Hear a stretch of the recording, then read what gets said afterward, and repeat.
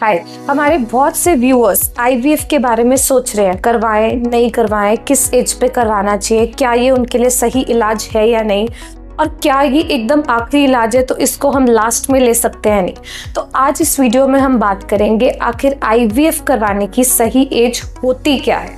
तो सबसे पहले इस बात पे आने से पहले इनफैक्ट ये समझना चाहिए कि आईवीएफ कौन लोग करवा सकते हैं। तो लॉ क्या कहता है? लॉ कहता है कोई भी कपल जिसके अंदर फीमेल की एज 21 ईयर्स से 50 ईयर्स तक है वो आईवीएफ करवा सकते हैं, और मेल एज 21 ईयर्स से 55 ईयर्स तक अगर है तो वो आईवीएफ के लिए एलिजिबल है। इसके नीचे और इसके ऊपर के लोगों के लिए आईवीएफ इंडिया में नहीं हो सकता है एज पर द लॉ।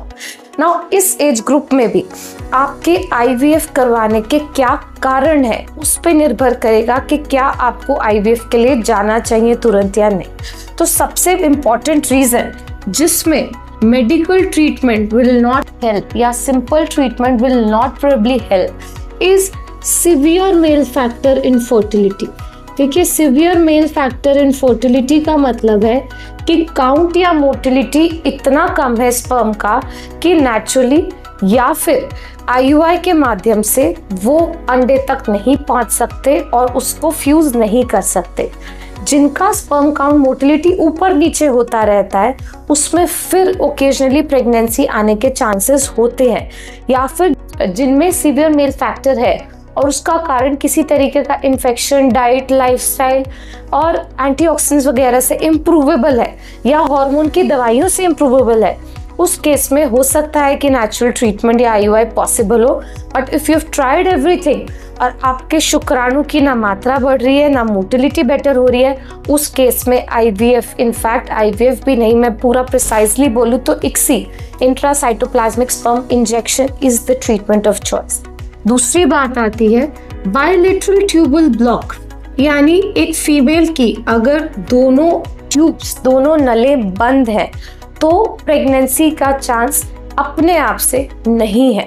ये ट्यूब्स दोनों बंद हो सकती है इन्फेक्शन की वजह से, और मोस्टली इन्फेक्शन जब कारण होता है तो ट्यूब्स में इरिवर्सिबल चेंजेस होते हैं। ऐसा नहीं कि कोई दवाई मात्र से उन ट्यूब को खोला जा सकता है। तो अगर ट्यूबकल ब्लॉक जो है वो दोनों तरफ का है और स्पेशली बीच के पार्ट का, या फिर जो बच्चादानी से दूर पार्ट होता है यानी अंडादानी की तरफ, इस लेवल पे कोई ब्लॉक है तो ये मोस्टली ओपन नहीं होता, चांसेस बहुत कम होते हैं इसको रिवर्स करने के, अगर एचएसजी ठीक तरीके से हुआ हो तो। अगर ब्लॉक इस जगह का है तो ओपन होने के चांसेस फिर रहते हैं और उस केस में लैप्रोस्कोपी ट्राई किया जा सकता है। साथ ही अगर आपकी एज कम है, एग रिजर्व अच्छा है और ट्राई करते हुए अभी बहुत टाइम नहीं हुआ है तो भी लैप्रोस्कोपी को ट्राई कर सकते हैं। पर अगर सब कुछ ट्राई कर चुके हैं तो और ट्यूबल ब्लॉक बहुत सीवियर है, उस केस में IVF is the treatment of choice और आपको सीधा आईवीएफ के लिए ही जाना चाहिए।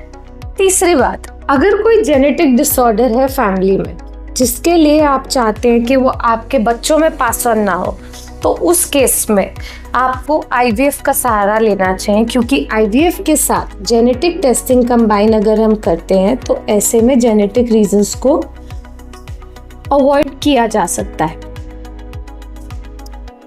अब वो सभी कारण इसके अलावा जिसमें आईवीएफ की जरूरत पड़ सकती है वो है जब आपके आईयूआईज फेल हो चुके हैं, मल्टीपल साइकिल्स आप ले चुके हैं, अनएक्सप्लेन्ड इनफर्टिलिटी है, पीसीओएस में सिंपल इलाज से प्रेगनेंसी नहीं आ पा रही है, एग रिजर्व कम है, एज ज़्यादा है,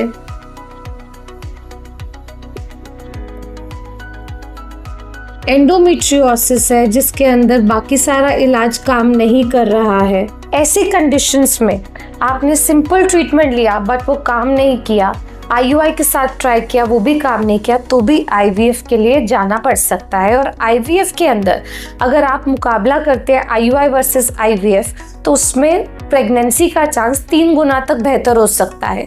आईयूआई में अगर 15-20% चांस रहता है तो यही चांस बढ़ के आईवीएफ में 55-60% हो सकता है।